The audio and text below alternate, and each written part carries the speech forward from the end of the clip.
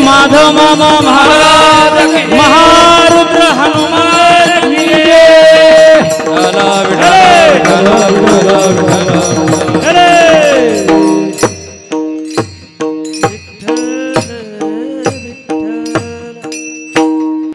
जोडोनिया धन उत्तम व्यवहारे जोडोनिया धन उत्तम व्यवहारे उदास विचारे वेच करी उत्तमची गती तो एक पावेल उत्तम भोगील जीवखानी परोपकारी नेने परनिंदा परस्त्रिया सदा वहिनी माया भूतदया गाई पशुचे पालन तानेल्या जीवन वना माझी शांती रूपे नवे कोणाचा वाईट वाढवे महत्व वडिलांचे उत्तमची गती तो एक पावेल उत्तम भोगील जीवखानी तुका म्हणे हेची तुका म्हणे हेची आश्रमाचे फळ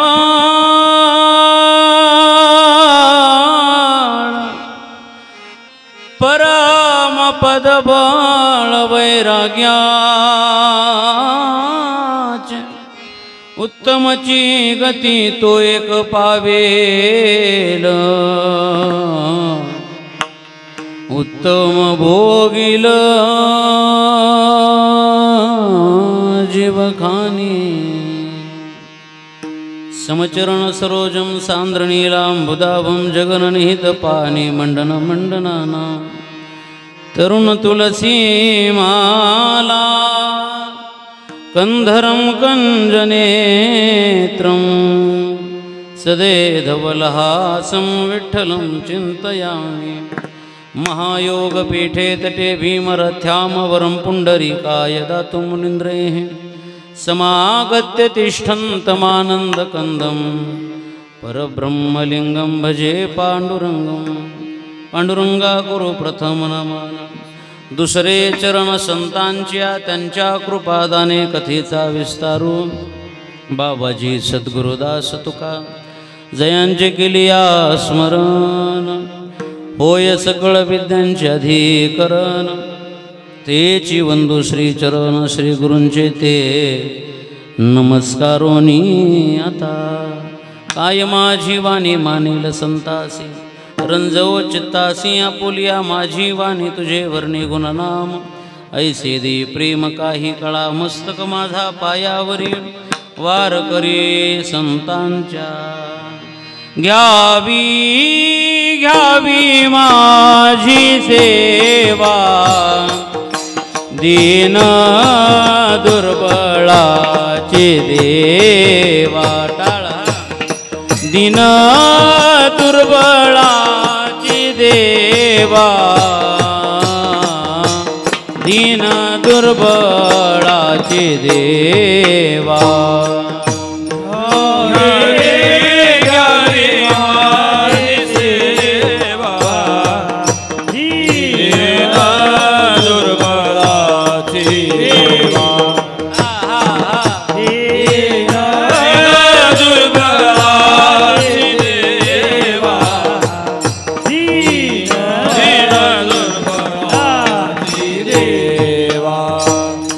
घ्यावी घ्यावी माझी सेवा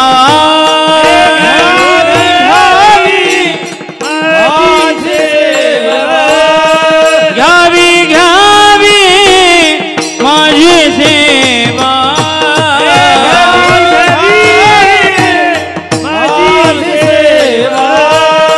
घ्यावी घ्यावी माझी सेवा दीन दुर्बळाची देवा दीन दुर्बळाची देवा दीन दुर्बळाची देवा हरी घ्यावी घ्यावी माझी सेवा दीन दुर्बळाची देवा दीन दुर्बळाची देवा दीन दुर्बळाची देवा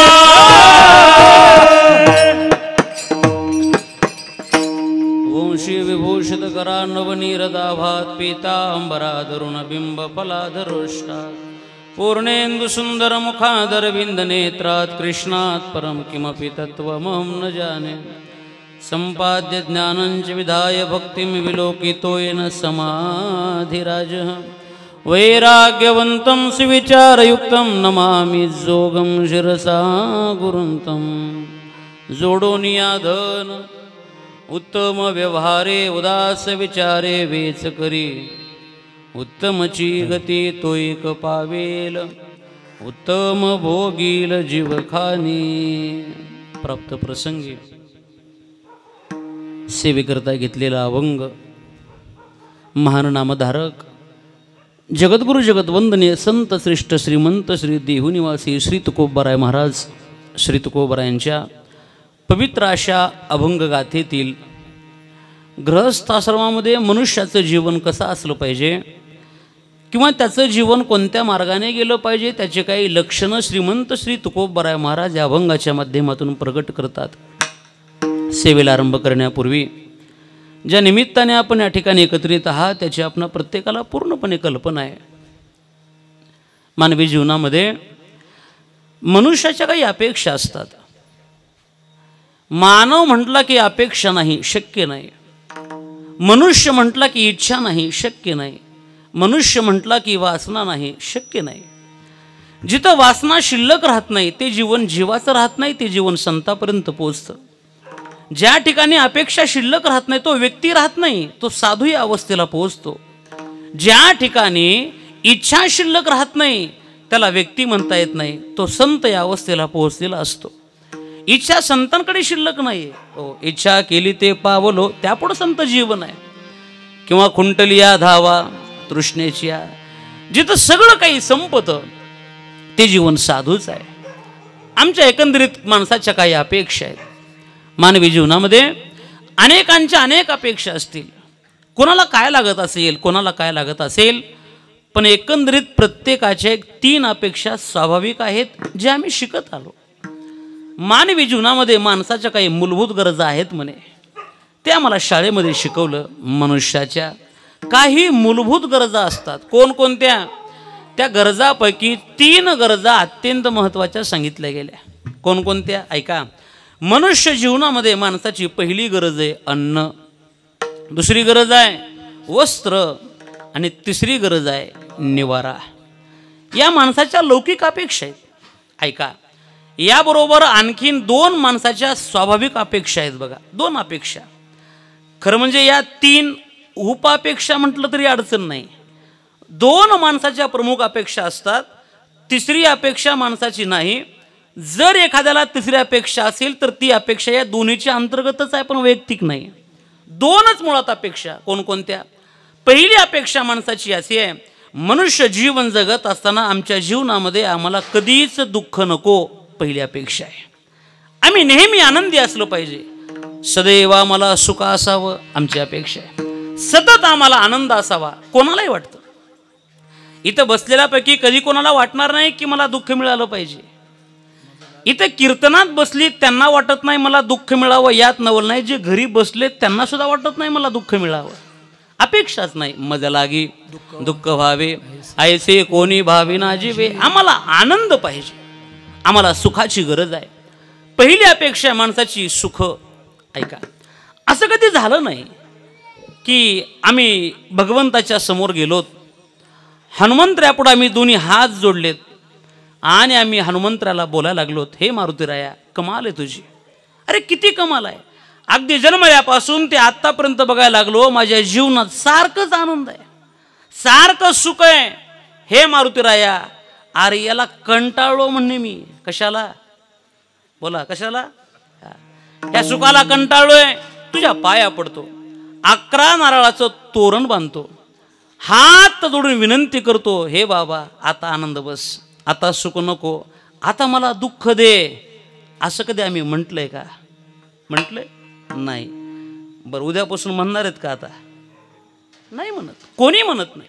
आम्हाला आनंद हवा आहे, पहिली अपेक्षा. लक्ष द्या, मनुष्य जीवनामध्ये पहिली अपेक्षा माणसाची सुखाची आहे. आणि दुसरी अपेक्षा माणसाची अशी आहे, मानवी जीवन जगत असताना आम्ही कधीच मेलो नाही पाहिजे. अपेक्षा. आम्हाला मरण आवडत नाही. ज्ञानोबराय बोलतात, मरण आवडत नाही, यात नवल नाही. जगस्पृहे अस्पद सार्वभौम एक पद, न मरणे निर्विवाद जगा पडिये. ज्ञानोबरायांची भाषा आहे, न मरणे हा निर्विवाद शब्द अलीकड लावा, निर्विवाद न मरणे जगा पडिये. आम्हाला मरणच नको आहे. मरण नको या म्हणण्यापेक्षा ज्ञानोबरांची भाषा, माणसाला मरण आवडत नाही यात नवल नाही, माणसाला मर म्हटलं तर आवडत नाही. आगा मरहा बोलणं साहती तरी मेलियावरी रडती. लक्ष द्या, दोन अपेक्षा स्वाभाविक आहेत. आम्हाला आनंद पाहिजे, आम्हाला अमरत्व पाहिजे, आम्हाला सुख पाहिजे, आम्हाला मरण नको. या दोनच अपेक्षेने जीवन माणसाचं पुढं चाललंय. पण गरजा 3 आहेत, अन्न वस्त्र निवारा. ऐका, काही गरजा गरजेच्या असतात. माझं वाक्य ऐका, काही गरजा गरजेच्या असतात आणि काही गरजा आवडीच्या असतात. मी सरळ बोलतो, मला सांगा, भूक लागल्यावर जेवण कसं आहे, गरजेचं आहे का आवडीचं आहे? गरजेचं आहे. भूक लागल्यावर जेवण कसं आहे, गरजेचं आहे. मग पोट भरून जेवला, पोट भरून जेवला. किती पोट भरून? अगदी आपल्या भाषेत टिचून जेवला. टिचून म्हणजे काय?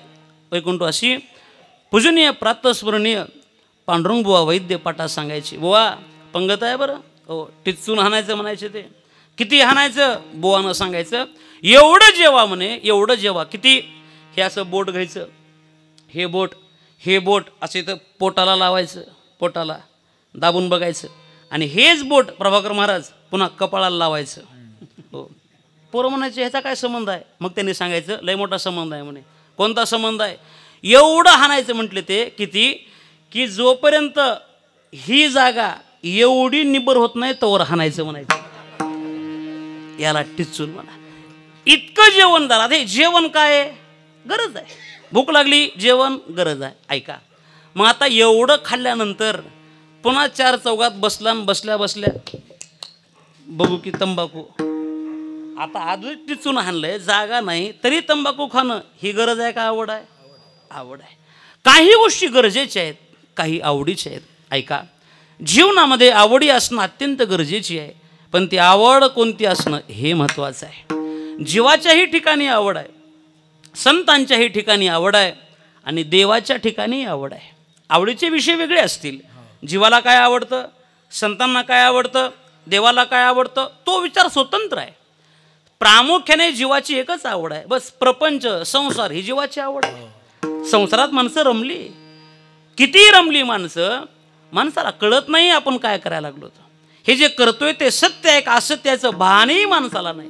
हो, महाराज बोलतात, जन तरी देखे गुंतले प्रपंचे, स्मरण ते त्याचे त्याशी नाही. इतकी माणसं गुंतले संसारात. मग जीवाची आवड संसार, बस. संतांची आवड, आवडे पंढरी भीमा पांडुरंग. संतांची आवड आहे. किती आवड आहे संतांना? संतांना केवळ देव आवडला. अत्यंत प्रिय साधूच्या जीवनामध्ये भगवान परमात्मा. संतांच्या आवडीचा विषय देव आहे. आणि ऐका ना, देवाच्या आवडीचा विषय संत आहेत. तेही प्राणा परवते आवडती मज निरोते, जे भक्त चरित्राते प्रशंसिती. ओ महाराज बोलतात, एरवी मी कुठं जरी नसलो तरी मी मात्र माझ्या भक्ताजवळ सदैव आहे. विडाला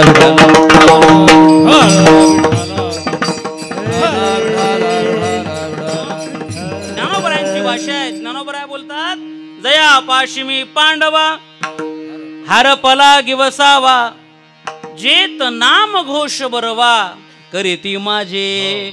जेत बरवा नाम घोष माझे करीती मी तयापाशी पांडवा. कोठे नका पाहू करा हरी कथा, बस. कोठे नका पाहू करा हरी कथा,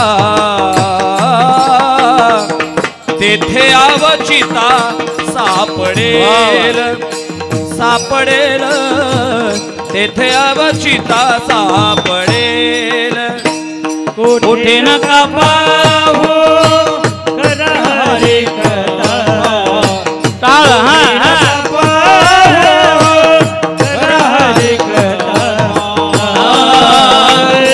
तेथे अवचिता सापडेल, तेथे अवचिता सापडेल.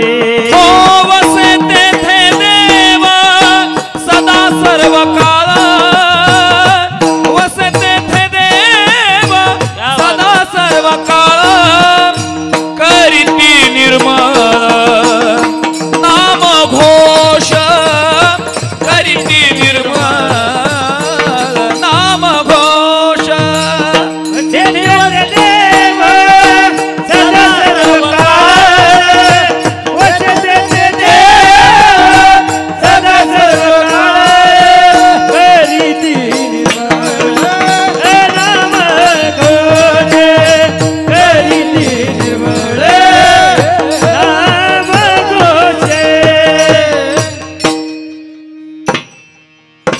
कोठे नका पाहू करा हरी कथा.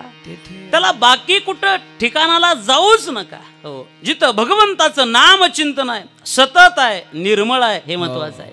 जिथं निर्मळ चिंतन चालतंय की नाही. हो, महाराज बोलतात, केवळ नामघोष नाही, बरवा नामघोष आहे. जिथं बरवा नामघोष आहे मी तिथं आहे. नाहीतर असं आहेच की मग संतांनी जे जे करावं त्यांचं ते भजन आहे. तो करी ते तुली पूजा म्हणतात ज्ञानोबर आहे. संत महात्मे जे करतील ते भजन आहे. ऐका ना, आम्ही भजन करतो तरी शंका आहे, खरंच भजन चाललंय का? संतांच्या जीवनामध्ये जे होईल ते चिंतन आहे, ते पूजन आहे, ती नाम साधना आहे. भक्ताचा विषय आवडता देव, विषय येतो त्यांचा झाला नारायण. आणि देवाच्या आवडीचा विषय संत परमात्मे. संत हे देवाला अत्यंत आवडतात. मग हा विषय स्वतंत्र आहे, हा विषय वेगळा आहे. पण जीवाला आवडतो तो केवळ प्रपंच. मग स्वाभाविक जीवाच्या गरजा आहेत. पहिली मूलभूत गरजा अन्न आहे. आम्हाला अन्न लागतं. आता अन्नाची गरजच आहे. जेवण लागतं, आहार लागतो. तो सर्वांनाच समसमान सांगितला. आहार निद्रा भय मैथुन तो विचार वेगळा आहे. अन्नाची गरज आहे. दुसरी गरज आहे माणसाला वस्त्राची. वस्त्र लागतं. आणि ऐका, तिसरी गरज आहे मनुष्य जीवनामध्ये माणसाला, ती म्हणजे निवाऱ्याची. 3 गरज आहेत, अन्न, वस्त्र आणि निवारा. निवारा म्हणजे घर असावं लागतं. एक काळ अत्यंत वाईट होता. आजही माझ्यासमोर अशी काही जुनी माणसं आहेत, त्याने ते अनुभवलंय, त्याने ते भोगलंय. अन्नाचा विचार कराल तर हे गव्हाचं, हे पुरणाचं कधी काळी एखाद्या श्रीमंताच्या घरीच सणासुदीला पाहायला मिळायचं. खायला म्हणत नाही मी. हे पुरणाचं कधीतरी श्रीमंताच्या घरी एकदा पाहायला मिळायचं. बरीच माणसं फक्त पाहून समाधान राहायची. हाबरेटवर राहिलेली माणसं आहेत, आजही इथं आहेत बरीच माणसं. अन्न कमी होतं. एक काळ असा होता, वस्त्रसुद्धा खूप कमी होती. एकच सदरा अंगावर असायचा. दिवसभर तो सदरा अंगावरती घालावा आणि संध्याकाळी तोच पिळून टाकावा, पुन्हा सकाळी तोच घालावा. एक एक सदऱ्यावर माणसं जगली. आज सगळं बदललं. खूप बदलला आज. एकेकाळी निवारा फार नव्हता, केवळ 4 पत्र्याचं घर असावं एवढीच माणसांची स्वाभाविक अपेक्षा होती. पण आज किती बदल झाला. आज अन्न कमी नाही आहे, आज किती अन्न आहे लक्ष द्या. प्रत्येकाच्या किंवा प्रत्येकीच्या घरी कमीत कमी 2-4 किलो अन्न टाकून द्यावं लागतं. एवढं अन्न शिल्लक आहे आमच्याकडे. किती अन्न आहे हो. गोड आता माणसं बघत नाहीत त्या गोडकडं. किती खायला मिळते आता, कमी नाही. एक काळ असा होता वस्त्र कमी होते, आज कपडे कमी आहेत का. वा वा, किती कपडे आहेत आज. एक ड्रेस अंगावरती घातला तर कदाचित त्याचा नंबर 1 महिन्यानं येतंय. तेही आणावं वाटला तर, नाहीतर ते बी येत नाही. आणावं वाटला तर हो. आमचे गुरुजी सांगायचे किती कपडे. समजा 12चं लग्न आहे बाळू महाराज, आणि एखादी जर मावशी लग्नाला निघाली आणि मग तिला प्रश्न पडते आता साडी कोणती घालावी, आणि मग तिनं कपाटाकडे जायचं, कपाट उघडायचं. कपाट उघडल्याबरोबर साड्याचा ढीग जेव्हा ह्याच्या अंगावर पडायचा, त्या ढिगात हिला हुडकावं लागतंय मावशी कुठं आहे. एवढे कपडे, एवढे वस्त्र कमी नाही आहेत, अन्न कमी नाही आहे. ऐका, आज पुष्कळ भेटायला लागले सगळे. हे काळ बदलला. त्याचप्रमाणे आज निवारासुद्धा कमी नाही. घर असलं पाहिजे. महाराज बोलतात बघा, एवढंच घ्या फक्त, वसवावे घर, इथपर्यंतच कामाचं आहे. घर असावं. का घर असावं एक पुढं सांगतो, ते अर्धच घ्या फक्त. घर कशासाठी असावं, कुठंतरी जाऊन थांबण्यासाठी घर असलं पाहिजे. आता पाविजेल घरा, एवढंच घ्या. तिथं आम्ही गेलो पाहिजे, स्थिर झालं पाहिजे. त्यासाठी निवाऱ्याची गरज आहे. आणि मला असं वाटतं निवारा असणं हे प्रत्येकाच्या जीवनातले एक स्वप्न आहे. माझ्या हक्काचं घर असलं पाहिजे, माझ्या स्वतःचं एक चांगलं घर असलं पाहिजे, हे प्रत्येकाचं स्वप्न असतं. जेव्हा सामान्य माणसं एखाद्या मोठ्या घरात जातात की नाही, कधीतरी मनामध्ये असं चक्कन येतं की आपलंही घर असं असेल का, वाटतं आम्हाला. कधी एखाद्याचा मोठा बंगला बघितला की आम्हालाही वाटतं आपलंही असावं गड्या, छोटं तरी असावं, पण हक्काचं असावं. ऐका, मानवी जीवनामध्ये प्रत्येकाला वाटतं माझं एक हक्काचं स्वतःचं घर असावं. पण ते जर कदाचित बापाच्या आयुष्यात जमलं नसेल आणि ते जर एका मुलाने केलं असेल ना गड्या हो, स्वतःचा मुलगा स्वतःच्या पायावर उभा राहिला, जो आनंद त्या मुलाला होत नाही त्यापेक्षा अधिक आनंद त्या लेकराला ज्या मायबापानं जन्म दिला त्यांना होत असतो. त्यांना आनंद वाटतो. तो आपला मुलगा कर्तबगार निघाला, आनंद जेवढा लेकराला होत नाही तेवढा आनंद मायबापाला होत असतो. पुत्राच्या विजय पिता सुखावत जाय, पिता सुखावत जाय, पिता सुखावत जाय. पिताचा विजय पिता सुखावत जाय, पिता सुखावत जाय, पिता सुखावत जाय. पुत्राच्या विजय पिता सुखावत जाय. मुलाचा विजय हा मुलाला आनंद देत नाही, पण मुलाचा विजय त्याच्या बापाला आनंद देत असतो. म्हणून आई वडिलांचे संस्कार तिथं कामाला येतात आणि त्यांच्या डोळ्यात आपोआप पाणी येतं. आईही लेकरावर प्रेम करते, बापही करतो, नाही असं नाही. दोघंही मुलावर प्रेम करतात. थोडा फरक असेल. आईचं प्रेम दिसणार आहे, बापाचं न दिसणार आहे. बापही प्रेम करतो, दिसत नाही फक्त. मुलगा किंवा मुलगी जर शाळेत पास झाली गुरुजी, आणि ती जर पहिल्या क्रमांकाने पास झाली आणि धावत जर आपल्या आईकडे आली, आई नंबर आला ग माझा, शाळेत पास झाले, वा वा, आनंद वाटतो आईला. धावत आई घरात जाते, साखर घेते, मुठभर साखर आपल्या लेकीच्या तोंडात टाकते आणि आईला बरं वाटतं. लेकराच्या तोंडात जी आईने साखर घातली ती आई जगाला लगेच कळते हो. पण ऐका ना, दिवसभर उन्हातानात राबावं, काम करावं, अंगावरचा सदरा घामानं ओला चिंब होईपर्यंत राबावं आणि भेटलेल्या 400 रुपयाचे पेढे आणून गावभर वाटावे, तो बाप लवकर कळत नाही ही शोकांतिक आहे. तो बापही प्रेम करतो. मुलगी जर नांदा निघाली, त्या मंडपामध्ये हजारो माणसाच्या समोर ती आई लेकीच्या गळ्यात पडून ढसाढसा रडते. लेक आहे माझी ही, चालली आज निघून, खूप रडती आई. रडणारी आई जगानं पाहिली हो. पण ज्या दिवशी लेक नांदा गेली त्या दिवशी बापानं आपल्या हाताकडे बघावं, तळ हाताच्या फोडाप्रमाणे लेकीला सांभाळलं आणि आज ती लेक मी लोकाच्या दावणीत बांधली हे जेव्हा बापाला कळतं की नाही. रात्री झोपलेल्या अवस्थेमध्ये मानेखालची उशी रडून रडून ओली चिंब करतो की नाही, तो बाप असतो. तो बाप आहे. बापाचंही प्रेम आहे. आपल्या अंगावर फाटके कपडे चालतील, अडचण नाही, पण लेकराच्या अंगावर कपडे नवीन असावे हा विचार बापाचा आहे. आपल्या पायातला जोडा 3-4 ठिकाणी शिवलेला असेल नाही अडचण, पण मुलाच्या पायातला जोडा दर महिन्यात नवीन असावा ही बापाची वृत्ती असते. माय बापाचं प्रेम आहे. पण ऐका ना, आपल्यावर तिघांचे उपकार आहेत बघा. 1 आमच्यावर पितरांचे ऋण आहेत, 2 आमच्यावर साधू संतांचे ऋण आहेत, आणि 3 आमच्यावर जन्म देणाऱ्या मायबापाचे ऋण आहेत बघा. विठाला विठाला हे ऋण आम्हाला फेडता येत नाहीत. संतांचे ऋण फेडणं अशक्य आहे, पितरांचे ऋण अशक्य आहे, आई बापाचे ऋण फेडणं शक्य नाही. ऐका, एक वाक्य सांगतो. जरी हे ऋण आम्हाला फेडता येत नसतील याचा अर्थ असा नाही की आम्ही फेडायचे प्रयत्नच करायचे नाहीत. प्रयत्न केला पाहिजे. याला कृतज्ञता म्हणा आणि विसरणं याला कृतघ्न म्हणा. ऐका, त्यातला एक आनंद आहे तो म्हणजे निवारा. आणि मला असं वाटतंय या साळुंके परिवाराच्या वतीने आज हा आनंदच आहे, आज हा उत्सवच आहे. आज त्यांच्या अंतःकरणातील हा एक नवीन उत्साह आहे.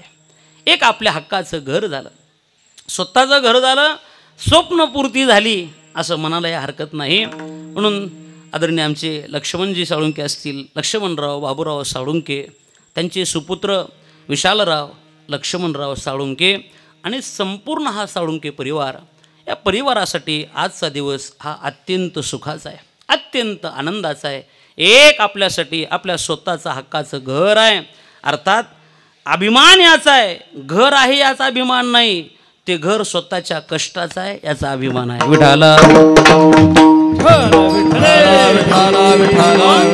म्हणून हा सगळा अट्टास आहे. आणि या निमित्ताने वास्तुशांतीचं चिंतन झालं पाहिजे, भगवंताचं चिंतन व्हावं हा एक मानस मनात ठेवून आमचे आदरणीय प्रभाकरजी महाराज असतील. आता महाराजांचा विशेष परिचय द्यावा असं काही वाटत नाही. आपल्याच गावातील एक अत्यंत सुंदर व्यक्तिमत्व, आपल्याच गावातील एक रत्न, आज महाराष्ट्रभर ज्यांच्या मृदंगाने समाज प्रभावित होतोय. महाराष्ट्रात ज्यांनी आपल्या मृदंगाच्या माध्यमातून एक आपली नवीन ओळख निर्माण केली. नाही केवळ त्यांची नाही, निवाडासुद्धा गाव बऱ्याच ठिकाणी परिचित केलं. असे आमचे आदरणीय प्रभाकरजी महाराज या ठिकाणी उपस्थित आहेत. ज्यांची अत्यंत सुंदर गायनाची साथ आपल्याला लाभत आहे. काही काही माणसं दुर्मिळ असतात, दुर्लभ असतात, पण ते आपल्या पुण्याने भेटत राहतात. गायनाच्या क्षेत्रातील अत्यंत मोठं नाव, ज्यांनी आपल्या गायनाच्या माध्यमातून समाजामध्ये एक वेगळी ओळख निर्माण केली, आमचे आदरणीय मनोजजी महाराज या ठिकाणी उपस्थित आहेत. मनोजजी महाराज शिंदे असतील, आदरणीय आपल्या भागातील आमचे परिचित परमस्नेही आमचे परमार्थप्रेमी व्यंकटजी महाराज या ठिकाणी उपस्थित आहेत. आमचे हनुमंतजी महाराज असतील, मंगेशजी महाराज आहेत. त्याचप्रमाणे अत्यंत वारकरी जीवनामध्ये एक स्वतंत्र आवाज, एक आवाजाची ईश्वरी देणगी म्हटलं तरी अडचण नाही, वावगं ठरत नाही. आमचे परमार्थस्नेही परमार्थप्रेमी हरिभक्तीपरायण बाळासाहेबजी महाराज जाधव या ठिकाणी उपस्थित आहेत. आमचे अप्पारावजी महाराज आहेत. आपण सर्व मंडळी, आपणा सर्वांच्या उपस्थितीमध्ये आपल्या गावाची शान म्हटलं तरी अडचण नाही. आपल्या गावावर ज्यांचं नितांत प्रेम आहे आणि ज्यांच्यावर गावाची श्रद्धाही आहे, आमचे परमार्थस्नेही पूजनीय हरिभक्तीपरायण श्यामजी गुरुजी या ठिकाणी उपस्थित आहेत. सोबदार महाराज, आणि ज्यांच्यामुळे अत्यंत सुंदर सेवा संपन्न होत आहे. आपला आवाज अत्यंत सुंदर आपल्यापर्यंत पोहोचवत आहेत, पोहोचवत राहतील. आमचे आदरणीय आदित्यजी लकडे अर्थात व्यंकटेशा साऊंड सर्व्हिसचे सर्व मालक या ठिकाणी उपस्थित आहेत. आपण सर्व मंडळी, खरे चिंतन आनंदाचं आहे. वेळ किती मिळेल माहीत नाही, पण आनंद मिळेल 11पर्यंत हे माहीत आहे. लक्ष द्या, आपण सर्व मंडळी प्रेमाची आहात. आता हे तसं निवाडा गाव माझ्यासाठी अत्यंत आपुलकीचं आहे, अत्यंत जिव्हाळ्याचं आहे. आपण सर्वांचं माझ्यावर प्रेमही आहे. आणि या उत्सवासाठी याचं चित्रीकरण व्हावं, पुन्हा पुन्हा स्मरण झालं की पुन्हा पुन्हा दिसावं, याची सोय ज्यांच्या माध्यमातून आपल्याकडे होत आहे. यूट्यूबवरती अभंगवाणी नावाचं चॅनल आहे, त्या चॅनलचे मालक सर्व आमचे बाळासाहेबजीराव कदम या ठिकाणी उपस्थित आहेत. आपण सर्व मंडळी आपणा सर्वांच्या उपस्थितीमध्ये अगदी अल्प वेळेमध्ये, ठराविक वेळेमध्ये 30-35 मिनटामध्ये या अभंगाचा विचार भगवान श्री ज्ञानोबराय, श्री तुकोबराय ज्याप्रमाणे कृपा करतील त्याप्रमाणे बोलून दाखवण्याचा प्रयत्न करतो. विठ्ठला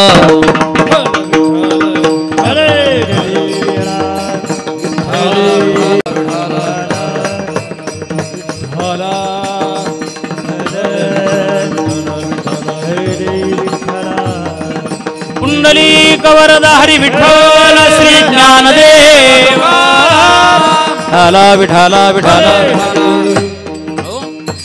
तुकोबरा या अभंगामध्ये गृहस्थ आश्रमामध्ये मनुष्याचं जीवन कसं असावं त्याची काही लक्षणं प्रगट करतात.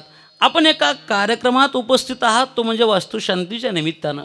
वास्तूची शांती करावी, का करावी, कशासाठी करावी, का केली पाहिजे याचा विचार अत्यंत सुंदर संतांनी आमच्या पुढे ठेवला. काय आहे, आम्ही जे घर बांधतो त्याचे काही दोष आमच्याकडे येऊ नये म्हणून हा सगळा प्रकार असतो. मग कोणते दोष आहेत, माती कुठली आहे माहीत नाही, वाळू कुठली आहे माहीत नाही, मग ते वीट कुठली आहे माहीत नाही.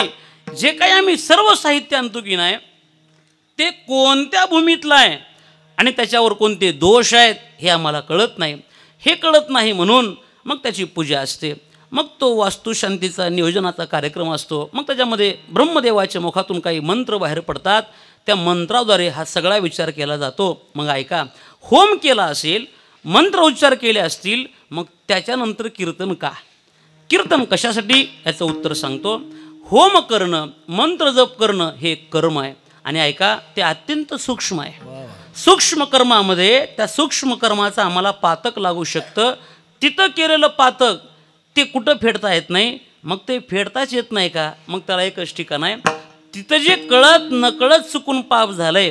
आता स्वाभाविकच आहे ना हो, भूदेवाला म्हणायचं मना मम मना हे, मग आता हे त्यांनी मना मना म्हणत असताना त्यांच्या मागं सगळं म्हणता येते का, आलं का म्हणता, तुम्हाला केला येत नाही, म्हणता आलं नाही, मग होटं हलवायचे आपलं. हो काय म्हणते की आपल्याला मेळ लागत नाही ते, मग तिथं जे झालंय त्याचं पातक लागू नये. कर्म धर्म नभती सांग पुण्यांगे पतन, पुण्यांगे पतन, पुण्यांगे पतन. थोडा आवाज येतो. धर्म नभती सांग पुण्यांगे पतन, हे पुण्यांगे पतन, पुण्यांगे होती पतन. हो कर्म धर्म नवती सांग पुण्यांगे पतन, पुण्यांगे पतन, पुण्यांगे पतन. धर्म नवती सांग पुण्यांगे पतन, हे पुण्यांगे पतन, पुण्यांगे पतन. कर्म धर्म नवती सांग कोण्या अंगे पतन. कर्म हे अत्यंत सूक्ष्म आहे, बारीक आहे, त्याचा विचार स्वतंत्र आहे. मग ते पातक त्याचं लागू नये, ते पातक आम्हाला लागू नये म्हणून कीर्तन हे शास्त्र आहे, कीर्तन ही भक्ती आहे. काय करतं कीर्तन, कीर्तन सांग, कीर्तन सांग होय अंग हरी रूप, किंवा कीर्तन साधनेच्या माध्यमातून मनुष्य जीवनातील सगळी पाप नष्ट होतात. हे सामर्थ्य भगवंताच्या नामात आहे. विठाला विठाला शिल्लकच राहत नाही पाप, हरी उच्चारणी अनंत पाप राशी जातील लयासी क्षण मात्रे, लयासी जातील क्षण मात्रे. एका क्षणात सगळी पाप नष्ट होतात. ज्ञानोबराय बोलतात औषधाला सुद्धा शिल्लक राहत नाही म्हणे.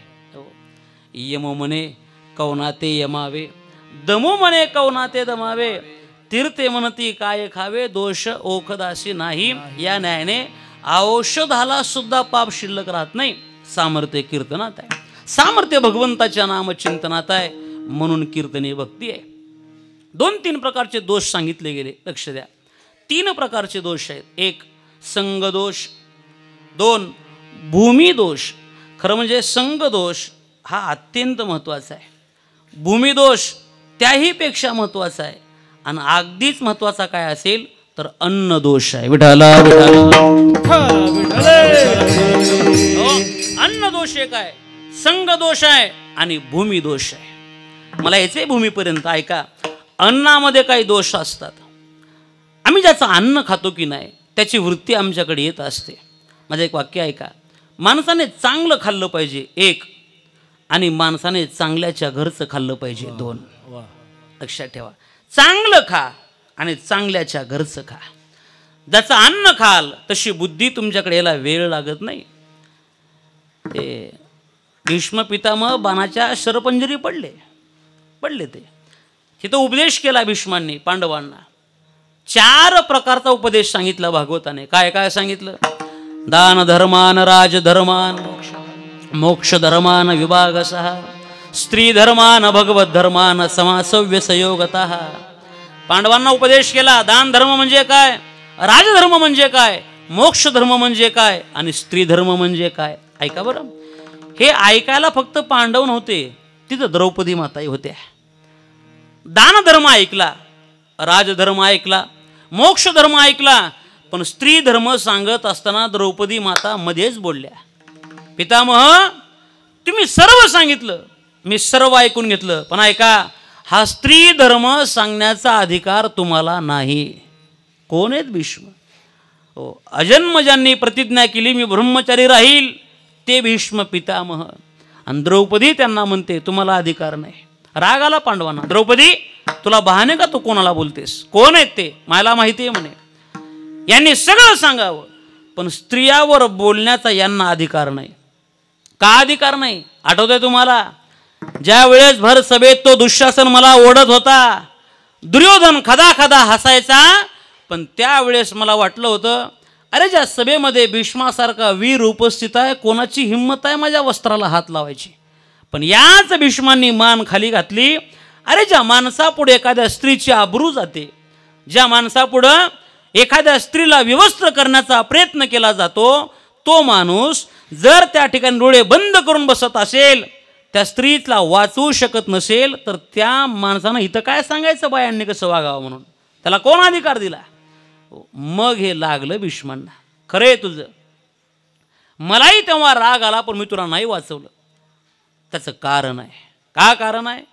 तुला वाटतंय का अरे मी इच्छा मरणी आहे, या बाणाच्या शय्येवर पडलोय, रक्ताचा थेंब ना थेंब खाली गळा लागला माझा, हे मरण सुखाचं नाही आहे. मला वाटेल तेव्हा मरू शकतो आणि वाटेल तसं मरू शकतो, पण तरीसुद्धा मी बाणाच्या शय्येवर पडलोय, रक्ताचा थेंब ना थेंब खाली पडतोय. त्याला एकच कारण आहे. काय?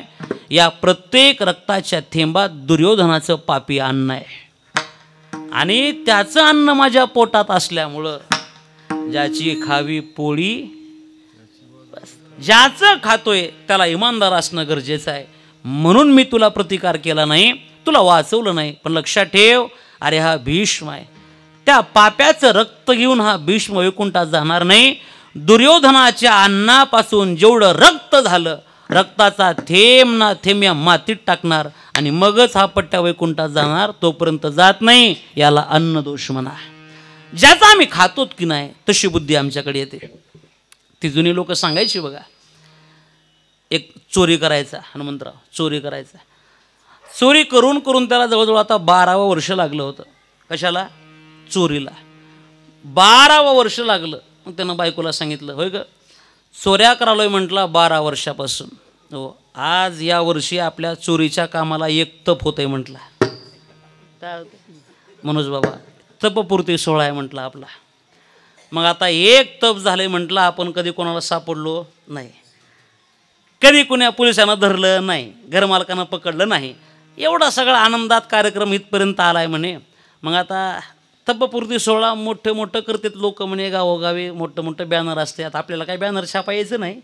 आता काय म्हणून छापावं बॅनर? चोरानं काय छापावं? पण मला एक काम कर, उगं सगळं गाव जरी जीव घालता येत नसलं, बाळासाहेब महाराज, एक गावातलं ब्राह्मण जीव घाला, बस पुण्य लागलं आपल्याला. कोण म्हणते? चोर म्हणते. म्हणजे त्यालासुद्धा पुण्याची गरज आहे. पण पुण्याची कामं करू वाटत नाहीत. ऐका, पुण्य लागलं म्हटला. ती म्हटली अडचण नाही मालक. हो, आपण दोघांनी वाढून. नाही म्हटलं, दोघांनी नाही, तूच करायचं. आणि तुम्ही जातो की म्हटला, मोहीम आहे म्हटला दुसरी एक, तेवढी राबवून येतो. तू इथं कार्यक्रम करो की. स्वयंपाक केला. ती मावशी त्या भूदेवाकडे गेली. देवा जेवायला या. स्वीकारलं आमंत्रण. यांना काय माहिती आहे कशाचं आहे, या जेवायला. येतो. मावशीनं स्वयंपाक केला, अत्यंत सुंदर स्वयंपाक बनवला. महाराज जेवायला आले. तिनं बसायला ताट, बत्ती बसायला पाट टाकला. पुढं ताटाला पाट, पाठीमागं टेकायला पाट. काय त्याचा थाट बघायचं म्हणसाल. हे सगळं असं पंचपक्वान्नाचा बेत, चांदीचं ताट असं पुढं आणून ठेवलं. ते चांदीचंच ताट वाटी चांदीचीच, तांब्या चांदीचाच, फुलपात्र चांदीचंच, ग्लास चांदीचाच, हे सगळंच समोर आणून ठेवलं. ब्राह्मणाने बघितलं, असतील श्रीमंत, म्हटलं चांगले असतील, काय अडचण आहे. मावशी घ्यावं का, घ्या. पुंडली घेतलं, जेवायला सुरुवात केली. 1 चपाती, 2 चपात्या, जसं जसं अन्न पोटात चाललंय तसं तसं याची हळूहळू बुद्धी बदलायला लागली. काय कमाल आहे म्हटलं, सोन्या चांदीचं ताट आहे म्हटलं, चांदीचा तांब्या, चांदीची वाटी, चांदीचा ग्लास, आपल्याकडं तर काहीच नाही म्हटलं असलं. बरं आता मागावं तर कसं, ही म्हणून ह्याला जेवाय बोलवलं हे काही मागायला लागले, कसं मागावं. बरं आता ताट काय खिशात बसत नाही, इथून डोकं लागल्याचं. आता ताट काय खिशात बसत नाही, तांब्या बी घातल्यावर जरा दिसतंय म्हटलं, फुलपात्र बार काय म्हटलं हे बसतंय. त्यानं ते फुलपात्र घेतलं आणि टाकलं खिशात.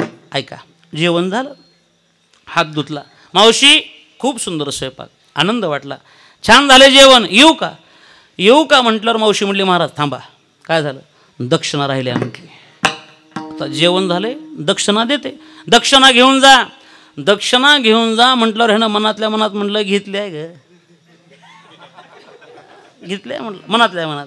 नाही नाही थांबा, दक्षिणा घ्या. दक्षिणा घेतली, भूदेव निघाले. ऐका, आता घरापासून 200 मीटर लांब गेले, चालायला लागले, आणि चालता चालता मग मात्र विचार बदलला. कमालच आहे पांडुरंगा, आयुष्यभर तुझी सेवा केली, मंदिरात तुझी पूजा केली, लोकांचे अभिषेक केले, पण एवढं करत असताना कधी कोणाच्या रुपयाला हात लावला नाही, कधीही वाणी बाटली नाही कोणाला पैसा मागून, खाली पडलेला रुपया कधी उचलावा अशी वासना माझ्या मनात आली नाही. आणि आज ह्या बाईच्या घरी गेलो तर फुलपात्र आणावं लागलं. काय झालं असेल असं, का बुद्धी बिघडली माझी, कशामुळं झालं, वाईट वाटायला लागलं. हे बघा, केलेलं पाप हे तुम्हाला पाप देत नाही, केलेल्या पापाचं जर तुम्हाला प्रायश्चित्तच होत नसलं, पश्चातापच होत नसला, तर ते पातक भोगावं लागतं. पण केलेल्या जर पापाचं प्रायश्चित्त भोगावं वाटत असेल तर त्याच्याबद्दल अंतःकरणात पश्चाताप लागतो. विठ्ठला विठ्ठल, केवळ पश्चाताप झाला त्या पापाचं पातक नष्ट. अनुतापे दोष, अनुतापे दोष, अनुतापे दोष, अनुतापे दोष, जायन लागता निमिष, जायन लागता निमिष, अनुतापे दोष, अनुतापे दोष, जायन लागता निमिष, जायन लागता निमिष, जायन लागता निमिष, हे अनुतापे दोष, हे अनुतापे दोष. वा वा मनोज बाबा, अनुतापे दोष, काय न लागता निमिष, जाय न लागता निमिष. ऐका, हे म्हणजे 1 सेकंदही लागत नाही ते पाप नष्ट व्हायला. 1 निमिषाच्या आत जातं म्हणे, जाय न लागता निमिष. हे दोष नष्ट होतात, पण त्याच्याबद्दल अंतःकरणामध्ये पश्चाताप असावा लागतो. पश्चाताप हे त्या पापाचं झालेलं प्रायश्चित्त आहे. वाईट वाटलं त्याला, कधीच कोणाच्या पैशाला हात लावला नाही, आणि आज ही बुद्धी आलीच कुठून, वाईट वाटलं. आता तिथंच गेलं पाहिजे आणि त्याची क्षमा मागितली पाहिजे. आले ते, मावशी इकडे आले, मावशी काय झालं देवा, काय राहिलं का, राहिलं नाही. मग सोबत आलंय म्हटले, काय सोबत आले, मावशी तुमचं फुलपात्र मी नेलंय, माफ करा बरं, तुमच्या पाया पडतो, चुकून झालं हे, मला नाही समजलं कसं माझ्या डोक्यात आलं आणि हे मी खिशात घातलं, माफ करा. तुम्ही एवढ्या मोठ्या प्रेमानं मला जेव्हा सांगितलं, मी तुमच्याच घरचं फुलपात्र चोरले मावशी, कुठं पाप फिडू हे, माफ करा. मावशी म्हणली, कमालच आहे महाराज, एवढ्यासाठी एवढ्या लांब आलात होय, एवढ्यासाठी आणि एवढ्या लांब आलात आणि हे परत करायला एवढ्यासाठी. मावशी चांदीच आहे, अहो काही अडचण नाही, असे लय पडलेत म्हणली माझ्या घरात, लय पडलेत.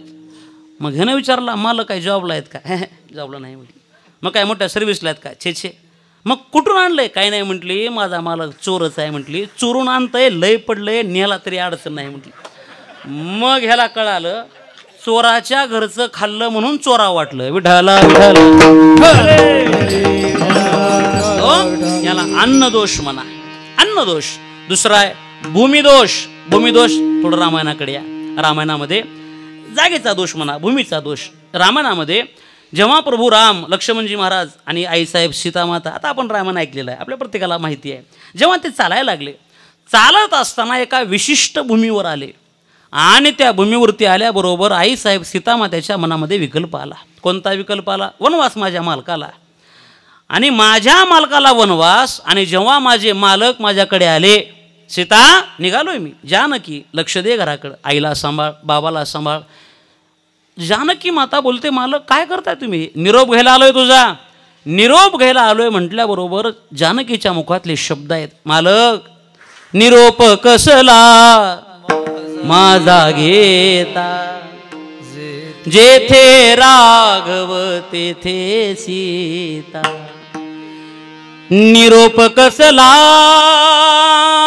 माझा घेता, जेथे राघव तेथे सीता, जेथे राघव तेथे सीता.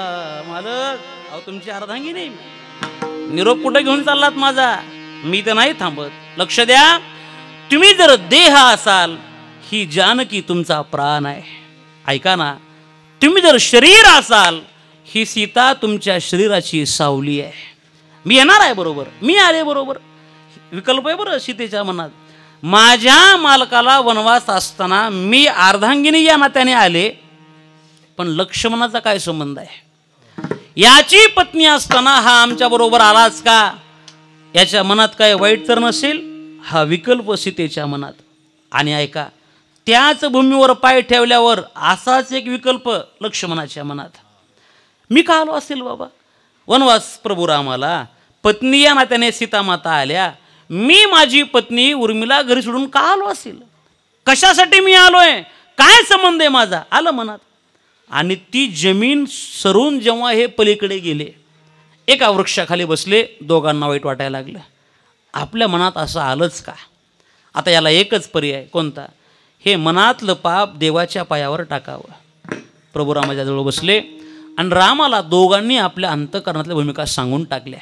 मालक माझ्या मनात असं आलं, दादा माझ्याही मनात असं आलं, आमचा काय दोष आहे, आमचा काय दोष? हे जेव्हा विचारलं तेव्हा रामाने सांगितलं, लक्ष्मणा आणि सीते तुम्हा दोघांचा दोष नाही. मग कोणाचा दोष आहे? हा त्या भूमीचा दोष आहे म्हणे. भूमीचा कसा काय? ही तीच भूमी आहे ज्या भूमीवर सुंद आणि उपसुंद नावाच्या दोघांचं त्या राक्षसांचं एका स्त्रीसाठी भांडणं झाली आणि त्या स्त्रीसाठी या दोघांनी युद्ध केलं आणि त्या दोघांचं रक्त त्या भूमीवर पडलं आणि त्या अपवित्र रक्ताने ती भूमीसुद्धा अपवित्र झाली आणि म्हणून त्याच्यावर तुमचा पाय पडला, तुमचे विचारसुद्धा अपवित्र झाले. याला म्हणा भूमिदोष. विठाल विठाल. तिसरा दोष आहे तो संघ दोष. तो आपल्या चिंतनाचा विचार नाही. संघामध्ये दोष आहे. पतन उद्धार संघाचा महिमा या न्यायाने. संघ दोष अत्यंत, एक वाक्य सांगतो आपल्याला, ऐका ना. ज्याच्यासोबत राहतो की नाही आपण, आपल्याकडे त्याचे गुणही येतात आणि ज्याच्यासोबत आपण राहतो आपल्याकडे त्याचे दोषही येतात. संघ विचित्र आहे. एक पाण्याचा थेंब आहे, एकच थेंब हनुमंतराव, एक पाण्याचा थेंब. तो जर गरम तव्यावर पडला काय होणार आहे? नष्ट होतो, संपतो. एक थेंब जर गरम तव्यावर पडला संपतो. ऐका, तोच थेंब जर कमळाच्या पानावर पडल्यावर मोत्यासारखा चमकतो. आणि ऐका ना, तोच थेंब जेव्हा स्वाती नक्षत्रामध्ये समुद्राच्या शिंपल्यात पडल्यावर मोती होतो. तव्यावर पडला संपला, पानावर पडला चमकला, शिंपल्यात पडला मोती झाला. एक छोटा प्रश्न आहे, इथं थेंब बदलला का थेंबानं संगत बदलली हो? थेंब तोच आहे. तव्यावर पडला संपला, पानावर पडला चमकला, शिंपल्यात पडला मोती झाला. थेंब तोच आहे. मग तसंच या थेंबानं ठरवायचे पडायचे कुठं? नालायकात गेला संपला, चांगल्या माणसात बसला चमकला, आणि सत्संगतीमध्ये गेला साधूच झाला. आपणा सारखे करीत येतात नाही काळ वेळते लागी, या न्यायाने तो संग दोष आहे. पण आज जो महत्वाचा आहे तो भूमी दोष आहे. विठाला विठाला तो भूमी दोष नष्ट व्हावा म्हणून हा सगळा अट्टास आहे, म्हणून हे यज्ञ, म्हणून हा होम, म्हणून हे कीर्तन, त्यासाठी हा सगळा प्रपंच आहे. तो दोष नष्ट झाला पाहिजे. ऐका काय, मनुष्य देहामध्ये शरीर म्हटलं की पित्ताची गरज आहे. पित्त लागतं. देहाचं व्यवस्थित समतोल राहावा असं वाटत असेल तर 3 गोष्टी लागतात: कफ, वात, पित्त. कोणाला प्रमाण कमी जास्त असेल पण पित्त नाही ना माणूस आहे, नाही जमत, पित्त लागतं. ऐका, शरीरासाठी पित्ताची गरज आहे. प्रपंच चांगला पूर्ण व्हावा असं वाटत असेल वित्ताची गरज आहे. आणि ऐका, परमार्थ चांगला व्हावा असं वाटत असेल तर चित्ताची गरज आहे. चित्ताशिवाय परमार्थ नाही, पित्ताशिवाय शरीर नाही, आणि वित्ताशिवाय प्रपंच नाही. विठाला विठाला. म्हणून पित्तही असावं, चित्तही असलं पाहिजे, आणि वित्तही असावं. पैसा खूप महत्वाचा आहे. लौकिकतेचा विचार केला तर धन लागणारच आहे, लागतंच ते. धनाशिवाय काय मला सांगा ना, धनाची आवश्यकता आहे. असं म्हणतात पैसा तेरो 3 नाम, परशा परशु परश्राम म्हणे. फरक आहे, काहीच नसू द्या जवळ, परशा कृपाला ये म्हणतंय, थोडे पैसे कमवू द्या. परशु मुलीचं लग्न आहे, लग्नाला यावं लागते म्हणतंय. आणि असा भरपूर श्रीमंत होऊ द्या, परशुराम मुलीचं बारसं आहे, गाडी पाठवतो, बसून या म्हणते. किती फरक आहे बघा.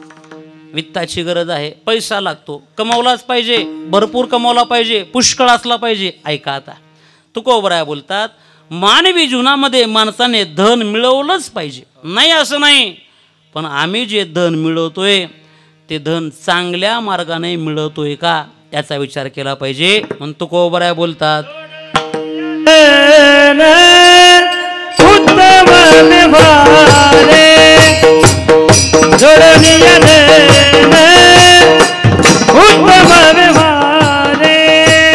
हरी जोडणीय धन उत्तम व्यवहारे, जोडणीय धन उत्तम व्यवहारे, जोडणीय धन उत्तम व्यवहारे, जोडणीय धन उत्तम व्यवहारे, जोडणीय धन उत्तम व्यवहारे, जोडणीय धन उत्तम व्यवहारे, उदास विचारे विचकारी, उदास विचारे विचकारी, उदास विचारे विचकारी, उदास विचारे विचकारी,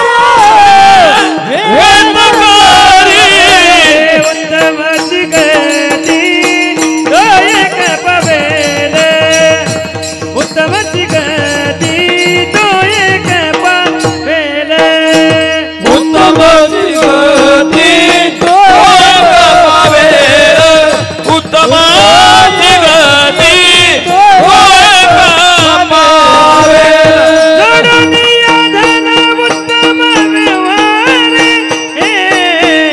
उदास विचार विचकारी, उदास विचार विचकारी, जोडणीय धन उत्तम व्यवहारे, उदास विचार विचकारी, उदास विचार विचकारी, विठोबा रखुमाई रखुमाई. मोठ्या प्रेमाने एक टाळी वाजवायची. विठोबा विठोबा रखुमाई, विठोबा रखुमाई, विठोबा रखुमाई, विठोबा रखुमाई, विठोबा रखुमाई, धोबार खुमाई धोबार खुमाई बोला कुंडली कवरधारी विठ्ठल धोबार धोबार धोबार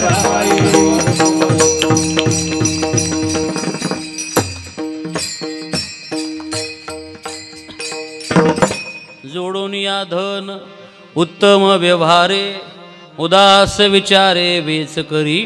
प्रपंचामध्ये धनाची गरज आहे, म्हणजे वित्ताची गरज आहे, पैसा लागणारच आहे, तो लागतोच, मग तो मिळवलाही पाहिजे. पण कसा मिळवावा याचा विचार शास्त्राने सांगितला. काय गोड आहे. काही ठिकाणी माणसाने घाई करू नये म्हणे. आणि ऐका, काही ठिकाणी माणसाने घाई केल्याशिवाय मरू नये म्हणे. 2 ठिकाणी आहेत. काही ठिकाणी घाई करायची नाही. कुठं घाई करायची नाही? 2 ठिकाणी माणसाने घाई करू नये म्हणे. बरोबर आहे. संदीपान दादा नेहमी सांगत राहतात 2 ठिकाणी माणसाने घाई करायची नाही. कुठं? 1, द्रव्य कमवताना माणसानं कधी घाई करायची नाही. 1 आणि 2, ज्ञान मिळवीत असताना माणसाने कधी घाई करायची नाही म्हणे. कोणतेही ज्ञान, ते ज्ञान मिळवत असताना ते फलद्रूप व्हावं असं वाटत असेल तर कमीत कमी एका साधनेमध्ये माणसाचा 12 वर्षाचा कालावधी जावा लागतो, तर ती साधना माणसाला फल देते, अन्यथा देत नाही. म्हणून शांत हे ज्ञान मिळवलं पाहिजे. आणि पैसा निवांत, फार घाई नाही. द्रव्य कमवण्यात जर फार घाई केली तर माणसं मग 2 नंबरकडे घुसतेत बघा. तिथून लवकर येते म्हणते. द्रव्य कमवताना घाई. आणि भाव असा आहे, घाई कुठं करावी?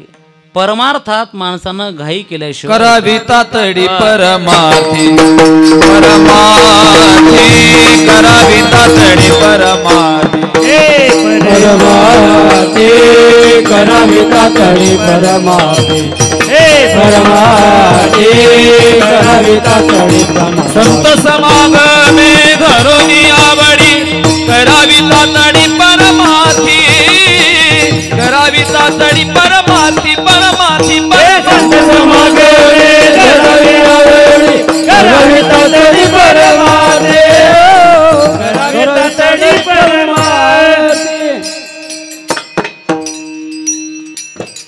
संत समागमे धरोनी किंवा धरावी आवडी करावी तातडी परमार्थी, म्हणजे वेग करा. तातडी म्हणजे घाई करा. ज्ञानोबराय बोलतात, तरी जड झुडोनी वहिला निघ हे भक्तीचे वाटेला तया पावसी अव्यंग निजधाम माझे. इथं घाई केली पाहिजे. पण अडचण अशी आहे, माणसं इथं घाई करत नाहीत बघा. नाही नाही नाही, जेवढी माणसं प्रपंचात घाई करतेत तेवढी परमार्थात नाहीत करत. संसारात आम्हाला काहीच कमी चालत नाही, काहीच नाही. सगळं जाग्यावर लागते प्रपंचात, सगळं जाग्यावर. बघा, अगदी सगळी मॅचिंग लागते आम्हाला. हो, जसं घर तसा कलर, जसा भिंतीचा कलर तशाच पडद्याचा कलर. बरोबर आहे. जसा पडद्याचा कलर तसाच सोप्याचा कलर, जसा सोपा तसंच फर्निचर लागते. हो, लग्नाला निघाली त्यालाच साडी मॅच झाली पाहिजे, त्या सगळ्या ह्यालाच सगळं मॅचिंग लागतं. घरात माणसं काही कमी पडू देत नाहीत, सगळं टापटीप लागतं जाग्यावर सगळं. तसं परमार्थात नाही. टाळाला पट्ट्याच नाही, तो बांधा की दोरी म्हणते. काय होते हो का इथं? आता पकवाजाला गट्टे नाहीत, गट्टे आणावं. दगड लाव की म्हणते त्याला. लाव की. विण्याला तारा नसतात. अहो महाराज, ते विण्याला 2 तारा येतो. 2 तर आहेत की म्हणते. अरे 2च आहेत र, 5 असतात. 2 तर आहेत की म्हणते. वाज नाका म्हणते. इथं सगळं चालतंय. पण ऐका, प्रपंचात माणसाला काहीच कमीच. ज्ञानोबरा बोलतातच की सायासे करीसी प्रपंच दिननिशी हरिसी न भजशी. इथं माणसं घाई करत नाहीत. चला चला, कीर्तनाची वेळ आहे, 9 ते 11 कीर्तन आहे, चला उद्या की रुपाळी म्हणते जाऊ. रुपाळी बी झाली. अरे चल र, रुपाळी झाली. ते हुदी की महाराजाची रुपाळी म्हणते, तशी एक रुपाळी असते. महाराजाची रुपाळी झाली, चला कीर्तनाला. हुदी की पहिली चाल म्हणते. चाल बी संपली. रामभाऊ चल गा, चाल झाली. हुदिकी मधलं भजन म्हणते. ते मधलं भजन बी होते. चल र, हुदिकी शेवटची चाल म्हणते. अरे शेवटची चाल बी होते, चल हुदिकी आरती म्हणते. आणि मग पुन्हा गडबड करते, येऊ द्या की चहा. काय कमाल आहे बघा. सगळं झाल्यावर पुन्हा चहा मागते. ऐका, इथं घाई आमची परमार्थात नाही. ज्ञानोबराय बोलतात, इथं घाई केली पाहिजे. इथं वेग करावा, करावे तातडी परमार्थी. परमार्थामध्ये घाई करावी. सत्संगामध्ये आमची आवड असली पाहिजे, हा विचार संतांनी आम्हाला शिकवला. ऐका, जसं द्रव्य अत्यंत गरजेचं आहे, ते कमवताना घाई करू नये. मग ते मिळवावं, कसं मिळवावं याला विचार सांगितला. धन जोडलं पाहिजे, पण उत्तम व्यवहाराने जोडलं पाहिजे. उत्तम व्यवहारे, उत्तम व्यवहारे जोडून या धन म्हणतात तुकोबर आहे. चांगल्या मार्गानं, चांगल्या व्यवहारानं आम्ही पैसा कमवला पाहिजे. आपल्याला वाक्य पाठ आहे, हो, कष्टाची श्रीमंती कधीच आम्हाला धोका देत नाही, नाही देत. अनितीचा पैसा टिकत नाही, तो कोणत्या ना कोणत्या मार्गानं निघून जातो. व्यवहार उत्तम असावा. ते व्यवहार, याच्यावर एक मला व्यवहार आठवला. माणसाचा व्यवहार चांगला असला पाहिजे बघा. हो, जर कोणाकोण उसने पैसे घेतले, माझी विनंती आहे वेळेवर परत करा. माणसं पैसे घेतात पण देतच नाहीत. तुमच्या एका चुकीच्या व्यवहारामुळं त्या माणसाला पुन्हा कधीच कोणाची मदत करावी वाटत नाही तुमच्यामुळं. तुम्ही जर व्यवहार चांगला केला तर तो माणूस पुन्हा 10 लोकाला पैसा देईल. पण आपला एवढा गलिच्छ व्यवहार असतो, घेतलेले पैसे पुन्हा परत करायची वृत्तीच माणसाची नसते, आणि त्याचा फटका भविष्यात एका चांगल्या माणसाला बसतो बघा. विठ्ठल विठ्ठल.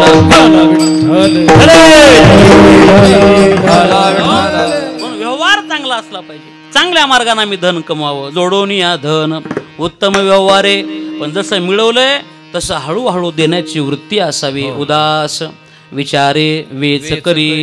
मिळवलेलं धन कधी कधी मोकळ्या मनाने देता आलं पाहिजे. देण्याची वृत्ती आमच्याकडे असावी, दान करण्याची वृत्ती आमच्याकडे असावी. हो, दान वृत्ती असली पाहिजे. ते कर्णाचा एक प्रसंग मी असा वाचला होता. बाबा, किती वृत्ती देण्याची कर्णाकडे, किती वृत्ती. कर्ण महाराज अशी डोकी करायला बसले, नावी डोकी करायला लागला कर्णाची, आणि एवढ्यात दारात याचक आला भिक्षा मागायला. स्नान झालंच नव्हतं कर्ण महाराजांचं. आता कर्ण येते, राजा येतो. आता ते वस्त्राची जेव्हा केस कुठंतरी काढायची असतात, ते एक वाटी असते, ती वाटी कर्णाकडे सोन्याची होती, अशी पुढं ठेवलेली. आणि मग भिक्षा मागायला भिकारी याचक दारात आला, आणि त्यानं मागितल्याबरोबर कर्णानं क्षणाचा विचार न करता डाव्या बाजूला असलेली वाटी, ती सोन्याची, तशीच वाटी घेतली आणि त्या भिक्षुकाच्या झोळीत टाकली. हे बघितलं ते दाढी करणाऱ्या, डोकी करणाऱ्या माणसानं, नाव्यानं. आणि तो नावी बोलला, कर्ण महाराज थोडं बोलू का? बोला. थोडं कळतंय म्हणून सांगतो. सांग, काय अडचण नाही. तो याचक दारात आला, तुम्ही त्याला भिक्षा दिली, मान्य आहे, भिक्षा दिली पाहिजे, दिली. पण ऐका, भिक्षा कशी द्यावी याला शास्त्र आहे. कोण म्हणते? नावी. याला काय आहे? शास्त्र. आणि ते मला माहीत आहे. काय? भिक्षा देत असताना अगोदर आपण सुचिरभूत असलं पाहिजे, तर देता येतं, तर ते पुण्य आहे. तुम्ही अजून सुचिरभूत झाला नाहीत, तुमचे स्नान झाली नाही अजून. आणि दुसरी एक चूक तुम्ही केली. कोणती? एखाद्याला देत असताना डाव्या हातानं देऊ नये, उजव्या हातानं द्यावं. तुम्ही दिलात डाव्या हातानं, आणि आंघोळ न करता दिलात, आंघोळ करून द्यावं, आणि उजव्या हातानं द्यावं, याला शास्त्र आहे. म्हणजे पूर्वी नाव्याला सुद्धा शास्त्र कळत होतं, आता महाराज लोकांना कळणार. नाव्याला कळत होतं शास्त्र, असं दिलं पाहिजे. मग महाराज बोलले, बरोबर आहे करणार, तुझं बरोबर आहे, देऊ नये, मान्य आहे, पण मी दिलं का? अरे मला सांग, आता ती वाटी माझ्या डाव्या बाजूला, मी आंघोळ केली नाही, मान्य आहे, मी घरी जायचं, आंघोळ करून यायचं, डाव्या हातातली वाटी उचलून उजव्या हातात घ्यायची आणि उजव्या हातानं त्याच्या झोळीत टाकायची. हे एवढं सगळं करेपर्यंत मी जिवंत राहिलो तर बरं आहे ना. कारण ग्रास सगळी सत्ता हाती नाही, क्षणभंगुर नाही भरवसा. याच्या आधीच जर मी मेलो तर मग हे शास्त्र कुठं लावायचं सांग. विठाला विठाला. याला म्हणा देण्याची उदारता, द्रव्य देण्याची उदारता आमच्याकडे असावी लागते. हो, उदास याला म्हणा, विचारे वेच करी, देण्याची वृत्ती आमच्याकडे असली पाहिजे. ऐका, आपल्याकडे 1000 रुपये आहेत म्हणून आम्ही कोणाला तरी 100 रुपये देऊ लागलो, हा मोठेपणा नाही. कुणी देत असेल, माझं वाक्य ऐका, कुणी जर दान करत असेल तर त्याचा अभिमान बाळगू नका. जगाच्या बापाचे उपकार माना की त्याने तुम्हाला देणारं बनवलंय, मागणारं नाही. नाहीतर तुम्ही सुद्धा कुठंतरी मागत बसला असता. त्याचे उपकार येते म्हणून मोकळ्या मनानं दिलं पाहिजे. वृत्ती आमच्याकडे असावी. ज्ञानोबराय बोलतात बघा, एक उदाहरण दिलं ज्ञानोबरायांनी. जशी एखादी महिला स्वयंपाक छान करते, सुंदर करते. काही काही महिलांचं बघा तुम्ही, मसाला जास्त नसेल, मीठ मिरचू काय असेल ते तेल तेवढंच टाकायचं, पण चव येते, चव मस्त लागतं ते. जर एखादी महिला केवळ स्वयंपाक चांगला करत असेल, स्वयंपाक चांगला करून चालत नाही, मान्य आहे ती सुगरण आहे, पण ती वाढण्यात उदार असली पाहिजे. सुगरणे आणि उदार मोकळ्या मनानं तिनं वाढलं पाहिजे. नंतर पहिल्याच पंक्तीला अर्धी चपाती वाढली पुन्हा म्हणते देऊ का, अरे काय खाऊ का, दे अर्धीच वाढल्याने देऊ का म्हण, आणि त्यात पुन्हा जेवायला वारकरी असं मग तर मिळच लागतंय, देऊ का, वाढल्यात अर्धी देऊ का, मोकळ्या मनानं घ्या बाबा, वाढलं पाहिजे. पुढं गमत सांगतो आहे का, एखादी महिला सुगरणी आहे, ती उदारी आहे, पण जेवणारा तसा पाहिजे. हां, त्या मावशीनं स्वयंपाक बनवावा, 2-3 वरण केले, मुगाचं वरण, तुरीचं वरण, वाटाण्याचं वरण, बटाट्याची भाजी, वांग्याची भाजी, पनीरची भाजी, मोकळा भात, मसाला राईस, खिचडी केली, भाकर, चपाती, ठेचा, चटणी. तिनं एवढं पद्धतशीर वाढलं आहे. तिला वाटते आता खाणाऱ्यांना एक एक घास खावा, मला सांगावं भाजी कशी झाली, चटणी कशी झाली, भात कसा झाला, खिचडी कशी झाली. तिला अपेक्षा असते ना, एवढं कष्टानं केलं म्हटल्यावर. आणि मग ह्यानं पुढं ताट घ्यायचं, सगळं एकत्र करायचं, असं कुस करायचं, हाणायचं, काय उपयोग आहे ह्याला. तसा जेवणारा लागते. रसज्ञ आणि जेवणारे या न्यायाने वृत्ती आमच्याकडे असावी. कसली, उदास विचारे वेच करी. अंतःकरणातला जो विचार आहे तो उदास असावा. या वृत्तीला आमचं जीवन पोचलं पाहिजे आणि ती दानत आमच्याकडे असावी. मग ते धन महत्वाचं आहे. तुकोबराय बोलतात, जोडून या धन उत्तम व्यवहारे उदास विचारे वेच करी. महाराजांनी सांगितलं, हे उदास विचारानं वेच करणं, भूतदयावर ममत्व ठेवणं, परोपकार करण्याची भावना अंतःकरणात असणं, परस्त्रियेला सदा आईचा दर्जा देणं, हे सगळं जे काय ना, हे सगळं एका आश्रमाचं फळ आहे. तुका म्हणे हेची आश्रमाचे फळ, तुका म्हणे हेची आश्रमाचे फळ, तुका म्हणे हेची आश्रमाचे फळ, तुका म्हणे आश्रमाचे फळ, तुका म्हणे हेची आश्रमाचे फळ, तुका म्हणे हेची आश्रमाचे फळ, तुका म्हणे हेची आश्रमाचे फळ, तुका म्हणे हेची आश्रमाचे फळ. परमपद वैराग्याचे, परमपद वैराग्याचे, उत्तमची गती तो एक पावेर, उत्तमची गती तो एक वैराग्याचे, वैराग्याचे, उत्तमची गती तो एक पावेर, उत्तमची गती तो एक पावेर. तुका म्हणे हेची आश्रमाचे फळ, परमपद बळ वैराग्याचे. महाराज बोलतात, हेची आश्रमाचे फळ. हेची शब्द चकारात्मक आहे. हेची म्हणजे कोणतं, मग वरले 4 चरण वाचून घ्या. परोपकारी नेने परनिंदा, नेने परनिंदा हे महत्वाचं आहे. दुसऱ्याची आपल्याकडून कधी निंदा होऊ नये, हे आश्रमाचं फळ आहे.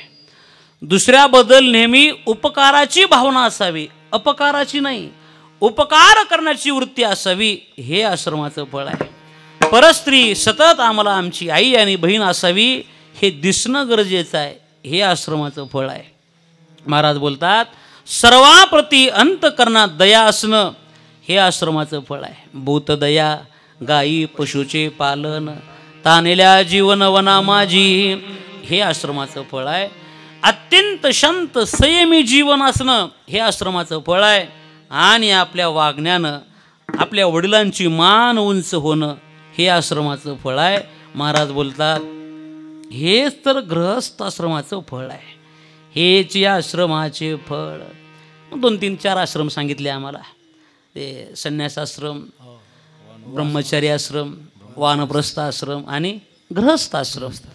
त्यातला गृहस्थ आश्रम हा सर्वश्रेष्ठ सांगितला गेला, अत्यंत सुंदर. आणि या गृहस्थ आश्रमात मानवी जीवन कसं असावं, त्याच्यासाठी हा पूर्ण अभंग आहे. हे सगळं आमच्याकडे असणं या वृत्तीने आम्ही जीवन जगणं याला म्हणा आश्रमाचे फळ. मला वाटतंय आता आपला आश्रमच आहे, आपलं एक घरच आहे, आपण त्यात प्रवेश केलेला आहे. आता या सगळ्या अर्थात या गुणांना आपलं घर आपलं जीवन भरलेलं असावं. आपल्यामुळं आपल्या वडिलांची मान उंच होईल का न होईल मला हे नाही बोलायचं, पण कमीत कमी आपल्यामुळं आपल्या बापाची मान खाली तरी होऊ नये याची काळजी आपण घेतली पाहिजे.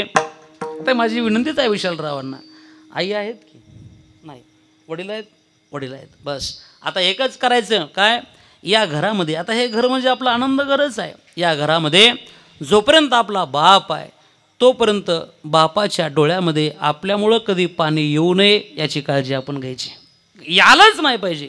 मला वाटतंय आपला बाप जर आपल्या घरामध्ये आनंदी असेल तर याच्यापेक्षा मोठं फळ कोणतं असणार आहे. ते सर्वात मोठं फळ हेच या आश्रमाचे फळ, परमपद बळ वैराग्याचे. त्याचा परिणाम काय, उत्तमची गती तो एक पावेल, उत्तम भोगील जीवखाने. ज्ञानेश्वर माऊली ज्ञानराज ज्ञानेश्वर माऊली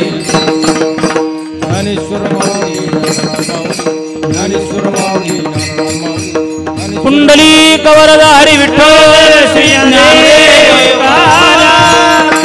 ज्ञानेश्वर माऊली, जय जय ज्ञानेश्वर माऊली.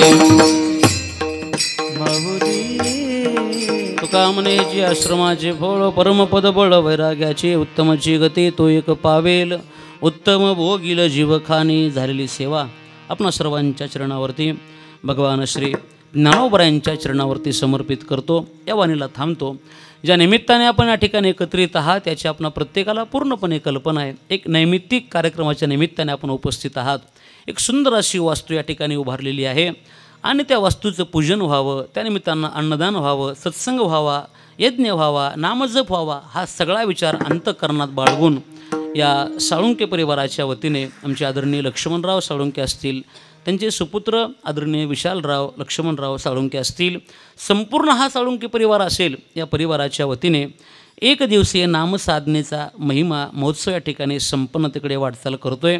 या सेवेसाठी ज्यांचं प्रेमाचं निमंत्रण प्राप्त झालं, ज्यांचं आग्रहाचं निमंत्रण मिळालं, अर्थात हे गावातील दोन्ही रत्न आहेत. अर्थात आमचे आदरणीय मृदंगाचार्य हरिभक्तीपरायण प्रभाकरजी महाराज, त्यांनी अत्यंत प्रेमाचं आमंत्रण मला दिलं आणि त्या निमंत्रणाने महाराजांच्या प्रेमाने माझ्याकडे या सेवेचा योग आहे. आणि त्याचप्रमाणे माझ्यावर ज्यांचं नितांत प्रेम आहे, आपल्या परिसरामध्ये ज्यांची अर्थात ही साऊंड सिस्टीम प्रसिद्धच आहे, अर्थात आमचे आदित्यराव लकडे, व्यंकटेशा साऊंड सर्व्हिसेस मालक, त्यांच्याही प्रेमाने या सेवेचा योग माझ्याकडे प्राप्त आहे. सेवेकरता उपस्थित आपण सर्व माझ्या माता भगिनी पुरुष मंडळी, परिसरातून तथा गावातून जमलेली वारकरी जीवनातील शुद्ध अंतरंग साधना करणारी भाविक श्रद्धे आपण सर्व गुणीजन, वारकरी, टाळकरी, मृदंगवादक, गायकवृंद, प्रवचनकार, कीर्तनकार मंडळी, विशेषत्वाने ज्यांची उपस्थिती आम्हाला लाभलेली आहे. मला वाटते आपल्या गावासाठी पहिल्यांदाच असेल महाराज मनोज महाराज, वा प्रथमच या निवाडा नगरीमध्ये. तसं हे निवाडा रसिक गाव आहे महाराज, गायनाचे चाहते सगळी मंडळी, सुज्ञ माणसं आहेत सगळी. आमचे आदरणीय परमार्थ स्नेही परमार्थ प्रेमी मनोजजी महाराज बाबा या ठिकाणी उपस्थित आहेत. आमचे व्यंकट महाराज आहेत, हनुमंत महाराज आहेत, मंगेश महाराज आहेत. माझ्या समवेत आलेले माझे गावकरी आमचे आदरणीय परमार्थ स्नेही परमार्थ प्रेमी बाळासाहेबजी महाराज या ठिकाणी उपस्थित आहेत. त्याचप्रमाणे आमच्या बाबळगावचे अप्पारावजी महाराज उपस्थित आहेत. आपण सर्व गावकरी मंडळी आपण सर्वांच्या चरणी सेवा समर्पित करतो. या उत्सवासाठी जे चित्रीकरण होत आहे त्या यूट्यूबवर अभंगवाणी नावाचं चॅनल आहे, त्याचे मालक आमचे बाळासाहेबराव कदम या ठिकाणी उपस्थित आहेत. त्यांचाही मनातून आभारी आहे. बोलत असताना मुखातून काही अपशब्द बाहेर पडला असेल, माझ्या बुद्धीचे दोष आहेत. जे काही योग्य असेल, सद्गुरू जोग महाराज वारकरी शिक्षण संस्था आळंदी या ठिकाणी जे काही श्रवण केलं तेच आपल्यापुढे बोलण्याचा प्रयत्न आहे. नेहमीच ज्यांचं नित्यप्रेम आपल्यावर असतंच आमचे आदरणीय श्यामजी गुरुजी या ठिकाणी उपस्थित आहेत. पुन्हा एकदा आपणा सर्वांच्या चरणी सेवा समर्पित करतो. या साळुंके परिवाराला भगवंताने ऐश्वर्य द्यावं, सुख समृद्धी द्यावी, या घराला अत्यंत आनंद प्रदान करून द्यावा, एवढी एक प्रार्थना, एवढी एक विनंती भगवान श्री पंढरीनाथाच्या चरणावर करूयात. माझ्या वाणीला थांबतो.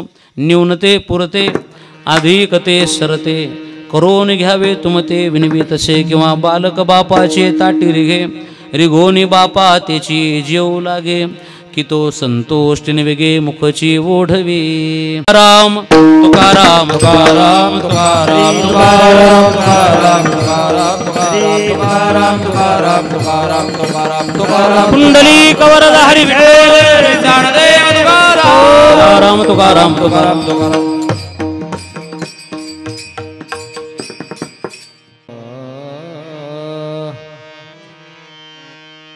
तुका म्हणे हेची आश्रमाची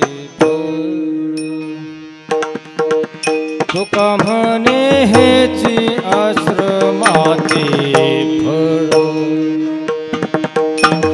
म्हणे हेची आश्रमाची फळ तुका म्हणे हेची आश्रमाची फळ तुका म्हणे हेची आश्रमाचे फळ आश्रमाचे फळ आश्रमाचे फळ तुका म्हणे हेची आश्रमाचे फळ आश्रमाचे फळ आश्रमाचे फळ तुका म्हणे हेची आश्रमाचे फळ आश्रमाचे फळ आश्रमाचे फळ तुका म्हणे हेची आश्रमाचे फळ तुका म्हणे हेची आश्रमाचे फळ तुका म्हणे हेची आश्रमाचे फळ आश्रमाचे फळ आश्रमाचे फळ तुका म्हणे हेची आश्रमाचे फळ आश्रमाचे फळ आश्रमाचे फळ तुका म्हणे हेची आश्रमाचे फळ आश्रमाचे फळ आश्रमाचे फळ तुका म्हणे हेची आश्रमाचे फळ तुका म्हणे हेची आश्रमाचे फळ परमपद बळ वैराग्याचे परमपद बळ वैराग्याचे उत्तमची गती तो एक पावेल उत्तमची गती तो एक पावेल उत्तमची गती तो एक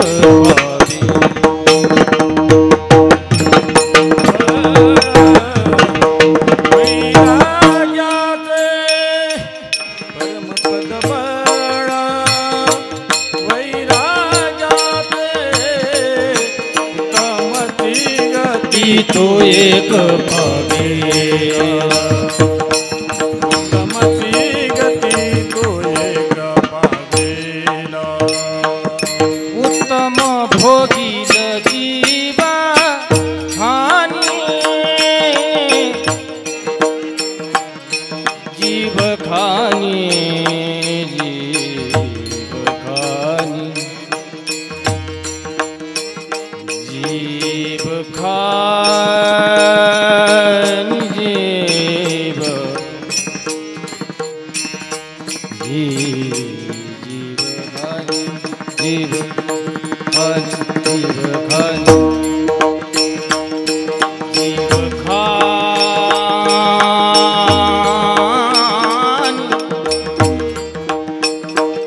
जीव खानी जीव खानी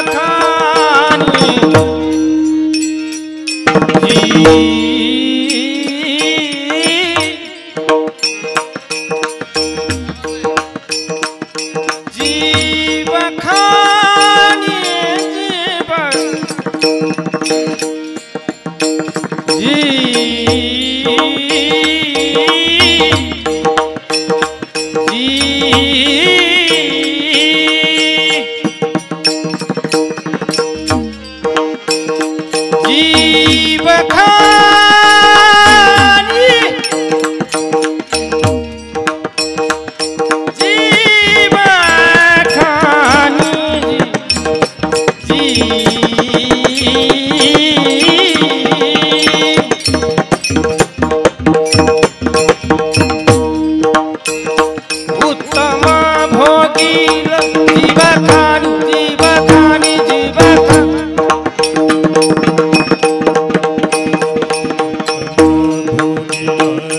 जीव खानी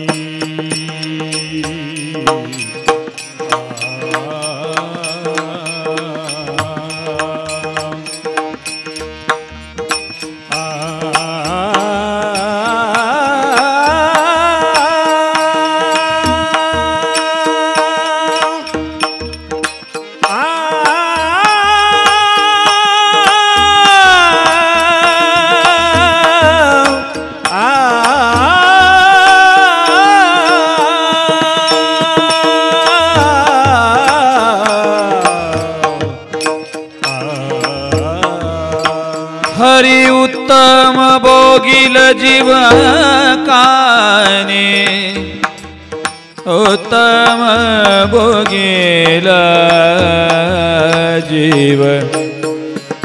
जीव खाने उत्तम भोगिल जीव खाने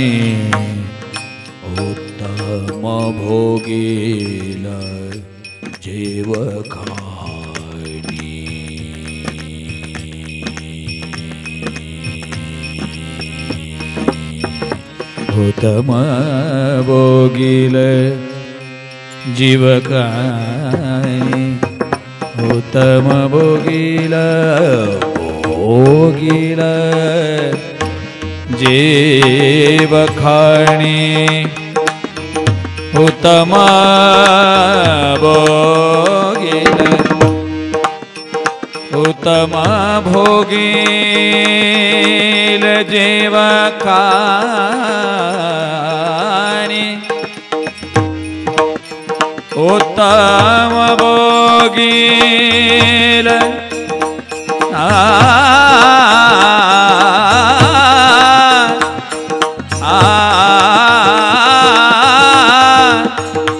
उत्तम भोगील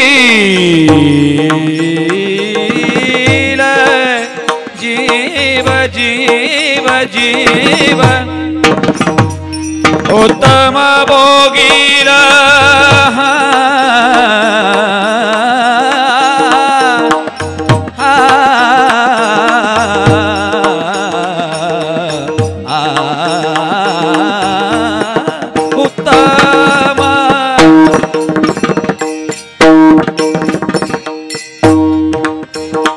उत्तम भोगील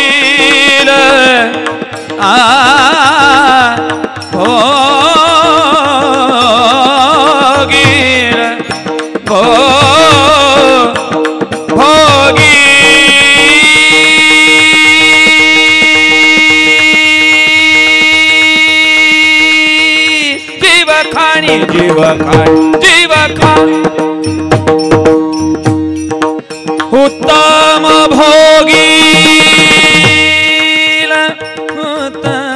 भोगील जीव खानी उत्तम भोगील जीव खानी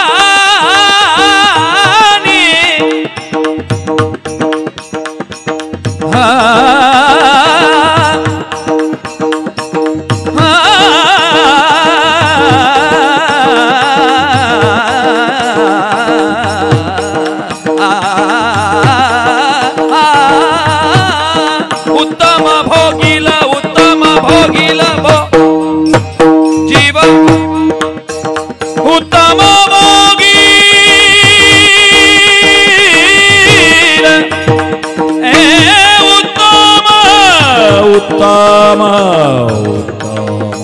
उत्तम भोगील जीव खानी उत्तम भोगील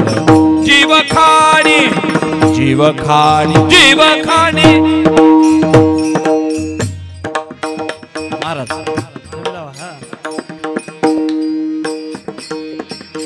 उत्तम भोगील जीव खानी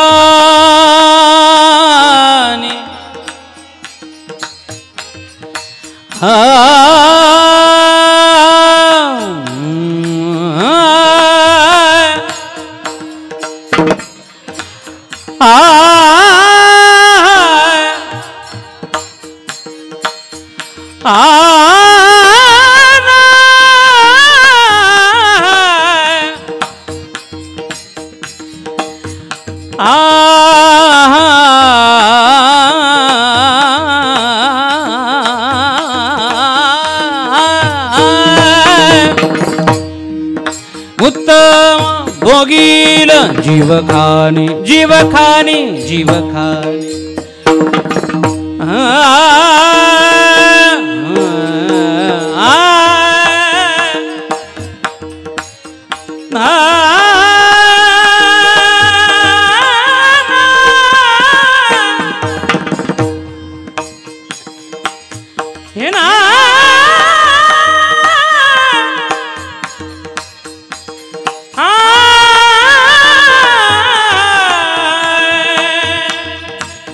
उत्तम भोगील जीवखानी जीवखानी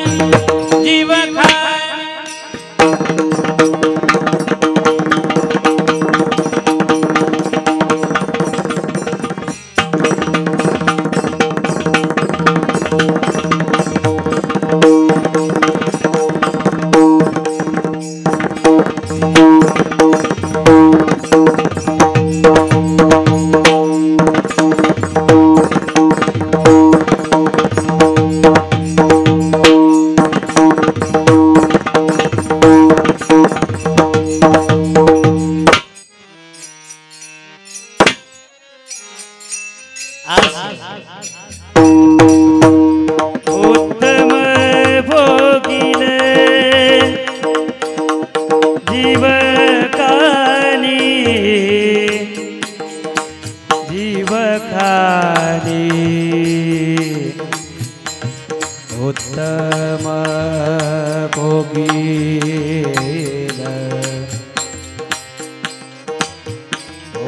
भोगील भोगी भोगील भोगी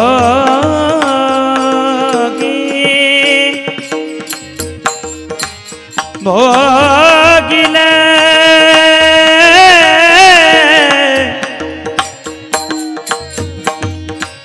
भोगील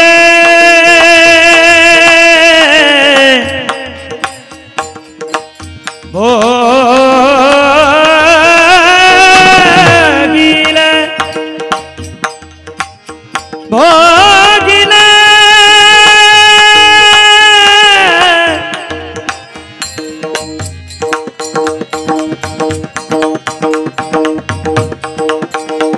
भोगील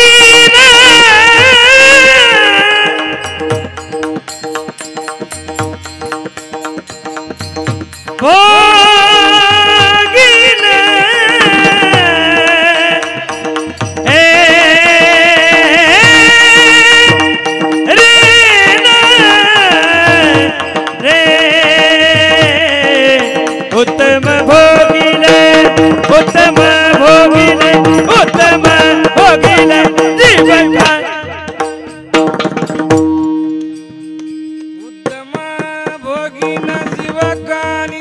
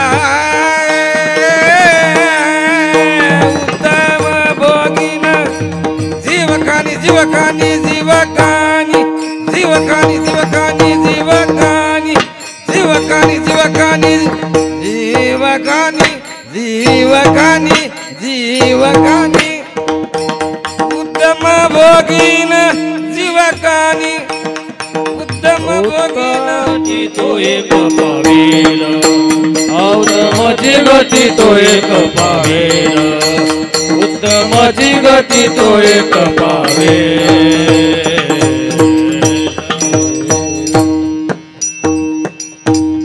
विठ्ठल जय जय बोला पुंडलिक वरदा हरी श्री ज्ञानदेव पंढरीनाथ भगवान की जय जय विठ्ठल जय जय विठ्ठल जय विठ्ठल जय जय विठ्ठल जय जय विठ्ठल बोलिले पुरी वेळे वाकुडे उतरो करा क्षमा पराध महाराज तुम्ही हरी नाही विचारिला अधिकार मी आपुला क्षमा पराध महाराज तुम्ही तुका म्हणे ज्ञानेश्वरा राखा पाया पेकिंकरा कर क्षमा पराध महाराज तुम्ही ज्ञानदेव तुकारा ज्ञानदेव तुकारा